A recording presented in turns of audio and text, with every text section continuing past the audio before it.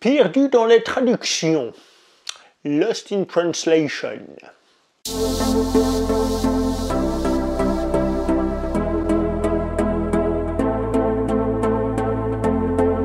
Bonjour à toi très chers spectateurs, bienvenue pour cette nouvelle critique en post-projection. Il sera aujourd'hui question du film français 7 jours pas plus, réalisé par Héctor Cabello Reyes, qui avec un nom pareil doit forcément avoir des origines hispaniques. Il est d'origine chilienne. Qui avait été entre autres le scénariste d'un film que moi j'ai beaucoup aimé, que les gens en règle générale détestent, une comédie française qui s'appelait Low Cost, et que moi j'avais trouvé vraiment sympa. Au casting de ce film, nous avons Benoît Poelvoorde, Alexandra Lamy, et dans le rôle de Ajit, nous avons Pito Bash.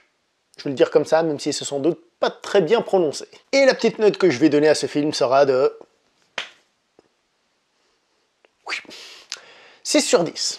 Le film du jour est en réalité un remake d'un film argentin qui s'appelle El Chino, ce qui veut dire le chinois, et que bien que je ne connaisse rien de ce film argentin, inutile de dire que je pense que cette fois-ci il se passe en Argentine et qu'il découvre un chinois au lieu d'un indien. Ça tombe sous le sens. Mais revenons à notre film français, et parlons un peu de Pito Bash, qui a la vraie particularité, entre guillemets, de ne vraiment pas parler le français, ce qui fait qu'il a dû utiliser des techniques un peu à l'ancienne, des choses qui se sont faites depuis tout le temps dans le cinéma, comme simplement le fait d'attendre la fin d'une réplique de son partenaire pour savoir quand lancer la sienne. Quand les gens ne parlent pas la même langue, c'est comme ça qu'on fait, ou alors on retient un peu phonétiquement la fin de sa réplique, enfin de la réplique de notre camarade en face, pour savoir quand lancer la sienne.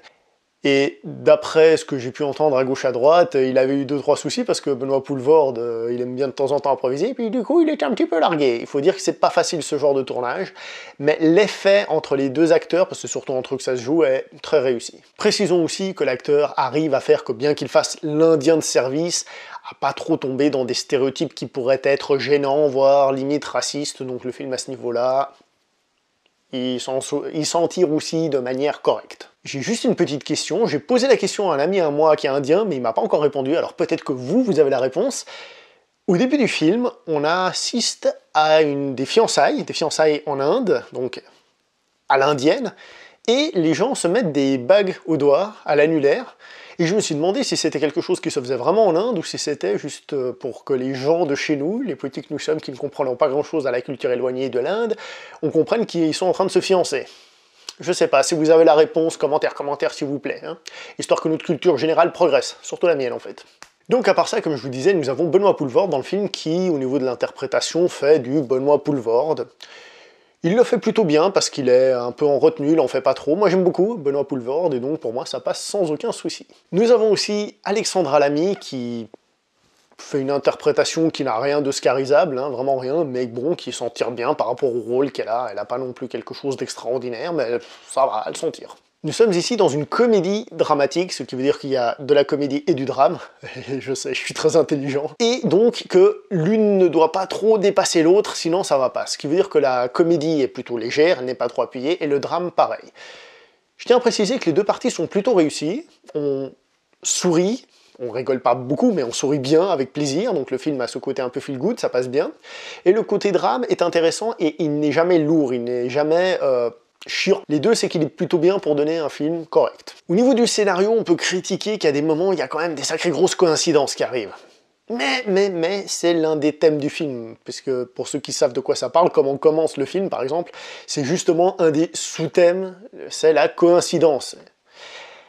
Alors bon, ça permet de simplifier un peu certaines choses justement à l'écriture du scénario, ça peut faciliter un peu le film, mais bon, vu que c'est un des thèmes du film, on va pas alors jeter la pierre quand même pour ça, non? Alors, c'est un tout petit défaut que je vais mettre en avant, parce qu'il n'y a pas grand-chose à critiquer à ce niveau-là. Le film a un ou deux moments, pas beaucoup plus, donc des répliques qui ne sonnent pas très naturelles, où la personne fait « Ah tiens, je crois qu'il essaye de dire ça, oh ah tiens, il se passe ça ».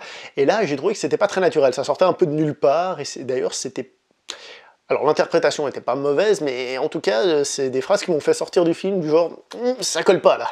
Le film a aussi quelques passages animés, en dessin animé, on va dire, c'est des tout petits passages de rien du tout, mais qui sont plutôt bien faits pour ce que c'est très simple, mais ça passe bien à l'écran. Le film se veut plutôt subtil sur l'évolution de ses personnages, alors bien, bon, il y a un moment où il y a la bascule qui peut-être est flagrante, mais en tant que tel, c'est plutôt tranquillounet dans la manière dont ça le fait, c'est-à-dire c'est pas des feux d'artifice partout, même s'il y a des feux d'artifice à un moment dans le film, hein.